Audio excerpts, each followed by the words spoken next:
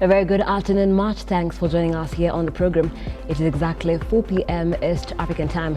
Nancy Nelima here, and it's time for us to bring you up-to-speed stories that are trending at this hour.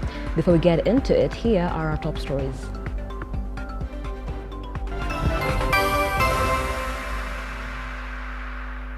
On trending news today, tunataka kuhimiza jambo moja ya kwamba tunajaribu vile tutakavyoweza kujua ukweli wa mambo haya. Hawa watu waliokufa hawakufa bure. The Senate Shakahola Probe Committee tours Kilifi on a fact-finding mission. Watu watatu tuliona kwamba ni vyema tuende njia ya kupanga uzazi ambayo kwa sababu tulikuwa tusharidhika kwamba hawa watatu wametosha. A couple in Kakamega in shock as wife gets pregnant just months after husband underwent vasectomy. And Bungoma pastors given 30 days to register their churches or face serious action.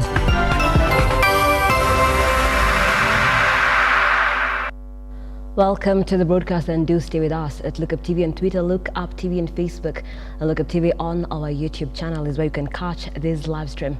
Let's begin. The Senate Probe Committee on Kilifi's Shakahola incident, that is led by Tana River Senator Danson Mungatana, has visited Kilifi County in a bid to unravel the truth behind the controversial Pastor Mackenzie religious cult that has left over 230 people dead.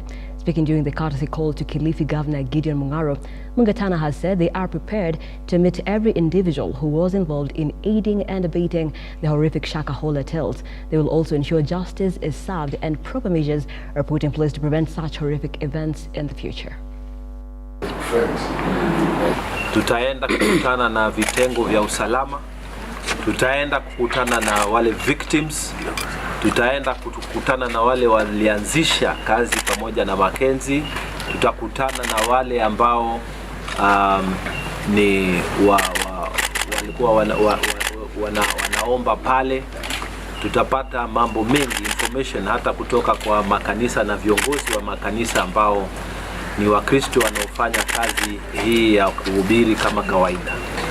Kwa hivyo letu tunaomba wananchi wale watakopata nafasi kuongea na sisi watupatie yote, kwa sababu sisi sio kama vitengo vya kiusalama. Sisi ni watu ambao tunataka all the information na tunatafuta pia solution ya hii maneno. Hii vimefanyika, tutafanyaje ili siku nyingine isiregelewe yaliyotendeka hapa Shakahola. Sisi tumekubaliana ya kwamba kati ya wale watu ambao tutawaita mbele ya kamati hii ya Senate ni waziri anayehusika na mambo ya mawasiliano. Tumekubaliana pia ile inaitwa Communication Authority of Kenya, pia nao watakuja, manake wao ndio wanahusika na mambo ya lessons za watu kutumia TV na mitandao. Sasa mipango yetu ni kuwauliza ni standards gani ambazo wanaweka kukubali watu kuendelesha mambo ambayo yanaumiza wengine. Tunataka kupata majibu ya hayo, na tutauliza baada ya haya yote kufanyika ni kwa nini bado hii mitandao bado iko na mahubiri ya huyu ambaye aliumiza watu. Tunataka hii mambo hii Mackenzie, kesi ya Mackenzie iwe tu imefanyika hapa Kilifi, isirudie, isifanyike tena Kenya nzima hiyo. Nilikuwa naambia leo kamati kwamba unajua tumekuwa tukiangalia mambo mengi alifanyika hata Garissa University haikuwa watu wengi. Walifika 140 lakini wafika 200 na sasa mtu mmoja huyu bila bunduki bila nini ameua watu zaidi ya 236. Lazima nini kijulikane nini.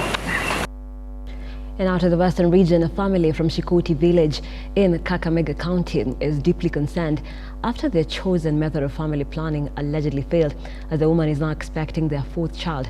Mekley and Beryl Solano had opted for vasectomy in July 2022 at a local hospital in Navajo. The procedure was performed by a doctor from a non-governmental organization. However, 12 months later, the couple is expecting their fourth child. Dr. Dora Amakobe, an expert in vasectomy, now says it is nothing unusual, as failures can occur if the individual undergoing the procedure does not strictly adhere to the doctor's instructions. Before my husband opted for vasectomy, we had a discussion. We had an elaborate talk about it. He went for it, and it took him, I think, a week or so of healing, and it was just fine. Mimi baada ya kufika hao watu watatu tuliona kwamba ni vyema tuende njia ya kupanga uzazi ambayo kwa sababu tulikuwa tusharidhika kwamba hawa watatu wametosha. We advise our male clients once they have done that procedure to take about avoid sex or use precaution or use protection for about 21 ejaculations. If they cannot, then you have to count them. Use a condom for about 21 ejaculations, or 3 months down the line they come back. When they come back, we are advised to do something called semen analysis. We have to get the ejaculate, and then we check in the ejaculation if there is still semen present. If there is semen present in the ejaculation, we have to prolong the duration again a little bit. But like any other contraceptive methods, it is not 100% because there is that failure rate. And still in the Western region, Bungoma Police Commander Francis Kohli has issued a notice to all churches in Bungoma to comply with the government's directive to register and ensure that they are teaching the right message to Christians. Kohli has stated that churches have 30 days to comply with the regulation or face serious action from the authorities. The move to regulate churches has come in the wake of bizarre deaths, which were occasioned by the teachings of a cult leader, Paul Mackenzie.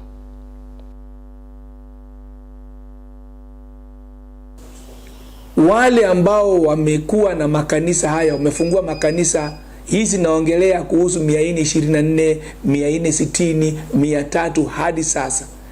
Kila mtu nawapatieni mwezi moja uweke mikakati yako, uanze kuweka mikakati, nenda pale sajili kanisa lako. Baada ya hapo, nataka wale wako na cheti waanze kuweka cheti zao kwa makanisa yao. Tutii sheria ya nchi, tutekeleze pamoja, na hakutakuwa na mambo haya ambaye watu wanaingia na ukora na utapeli kwa kanisa mpaka tunapoteza maisha ya watu kwa sababu ya kupuuza mambo haya ambaye sisi wenyewe tulikuja nayo. Tulipeleka wakilishi wa bunge wakasema kwamba hii sheria iwekwe.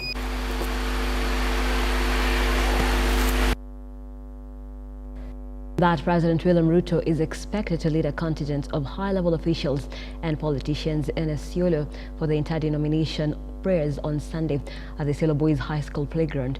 Amina Abdihari, a resident of Bulapesa informal settlements, asked the head of state to consider uplifting those who struggle to hunt for votes during the campaigns and reward one or two of them when making further appointments.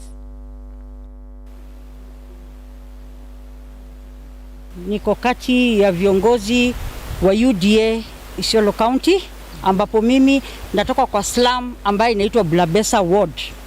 Ningetaka kukuhimiza wananchi wenzangu at least waweze kumpatia nafasi na fursa aweze kufanya kazi. Ni kumweleza ama kumwambia Our Excellency the President, karibu Isiolo, tunashukuru sana kwa ajili kusema kweli hii ni wakati wetu wa kujivunia matunda ambaye tumetafuta na tumeyapata. Ni mmoja wa viongozi hapa wa UDA Isiolo. Sisi tulipigania hasla na tukasema hasla wakati amekataliwa na wengine, sisi tulisimama na yeye na mpaka akakalia kiti. So ninachukua hii nafasi kukaribisha rais wetu, karibu sana Isiolo, tumefurahi sana ya kupata habari ya kwamba Mheshimiwa Daktari William Samoei Ruto ambaye ni Commander in Chief anakuja hapa kaunti yetu ya Isiolo. Hata ingawa hatukuweza kudeliver zile viti vikubwa za kaunti kama UDA, amechukua hatua ya kutuweka kipaumbele kabisa. And police in Ruai have made a major breakthrough after invading a bank supply located in a residential house in Kamulu area. Ruai OCPD Patricia Yegon confirmed the incident, applauding residents for their effort and collaboration with the police, netting over 12 sacks of bang. However, one suspect escaped during the arrest.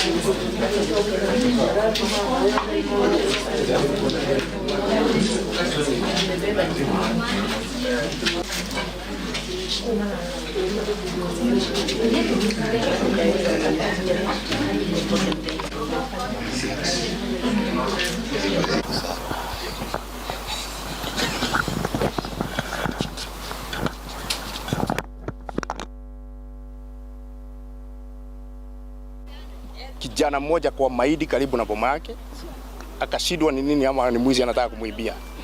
Kwenda kumuuliza akatoroka, akaingia kwa gari ilikuwa hapa aina X3 na wakatoroka. Kurudi mahali alikuwa akakuta ngunia 6.5 ambaye hakukagua hakuweza kujua ni bangi. Baadaye ndio wananchi wakakuja, akaitana wakaja wakakagua akakuta ni bangi. Na mimi kama mzee wa kijiji nikajulizwa, nikaja nikaiangalia, nikaona kweli ni bangi. Nikaweza kupigia ofisa wetu simu ambaye ni inspector hapa Kamuru. Jambo nimeingia nikakuta kama linaendelea hapa hivi. Asijai dhania kama kunaweza kuwa na biashara kama hiyo inaendelea hapa. Sasa hili ni jambo mbaya sana kwa wakazi wa hii area. Na linafaa askari wachunguza kabisa, wajue ni nani mwenye hiyo biashara, na inakaa hiyo biashara sio saizi ameianza, ni biashara ilianza kitambo. Kwa hivyo hii ni biashara ambayo inaharibu watoto wetu hapa hivi bila sisi kujua. Kwa tunaomba serikali ifuatilie zaidi, ijue mwanzo wake na mahali inaelekea. And the Kenya National Chamber of Commerce and Industry KNCCI officials want the government to formulate policies that will enable micro, small and medium enterprises to thrive. While visiting the Mbole factory in Siaya, the officials implore the government to come up with ways that will enable enterprises access cheap capital for expansion in order to create more employment opportunities. We are going to collect a database of businesses and register them across this country, and in the process of registration we are going to profile them and know which kind of the business they are, in which sector, what opportunities that we are having, which sectors, what are the risks they are facing, what are the challenges they are facing, so that we can be able to design programs for the SMEs, and also we can be able to help partners, we can be able to help them to market their services and products across Kenya and even outside Kenya regionally in the East African Economic Bloc, and recently signed African Free Continental Trade Area. And in addition to that, we've seen this factory. They can be able even to manufacture products, and they can even be exported outside Africa. We need to have an SME fund that gives businesses like Nambole, that has employed more than 48 people that pay taxes, pay as you earn and all that. This is a perfect example of a business that should be funded by a government bank at single digit interest rates. He's looking for 20 and 25 between 20 and 25 million shilling. It's an negligible amount.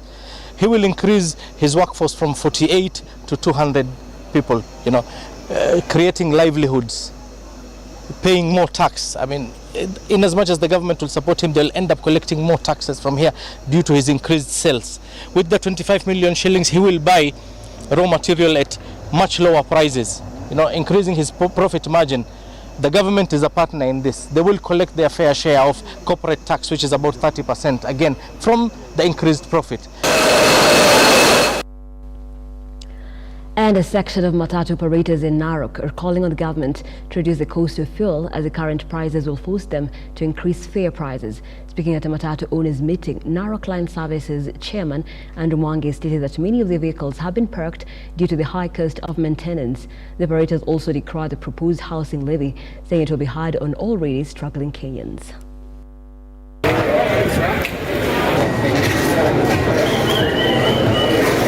Sasa tuko na shida mingi sana. Sasa ukiangalia magari, diesel imepanda, mafuta imepanda, wale wengine wako na shida. Sasa tungeuliza serikali saa hii, mafuta saa hii imepandisha na bado budget hii dogo wanaelekea kwenda kusoma, mafuta ipande tena. Sasa sisi tunauliza watu wa hali ya chini kama sisi tutaenda wapi?